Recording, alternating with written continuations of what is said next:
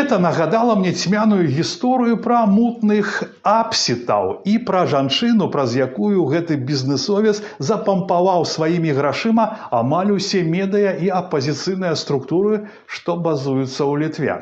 Галоўную гераіню расследавання медыя не захацелі выводзіць на інфармацыйную авансцэну, спаслаўшыся на тое, што яна не публічная асоба. Але гэта выглядае смешна, прынамсі таму, што яна не раз узрывала інтэрнэт-прастору сваімі дзеяннямі, сваімі бізнесамі. Але самае прыкрае ў гэтай гісторыі тое, што Вераніка Квяткоўская рассмяялася ў вочы расследавальнікам-журналістам, зняўшыся праз кароткі час пасля выхада іх расследавання у максімальна публічным навагоднім звароце Святланы Ціханаўскай. Дык можа гэты навагодні зварот Святланы Ціханаўскай таксама зняты на грошы Эдуарда Апсіта?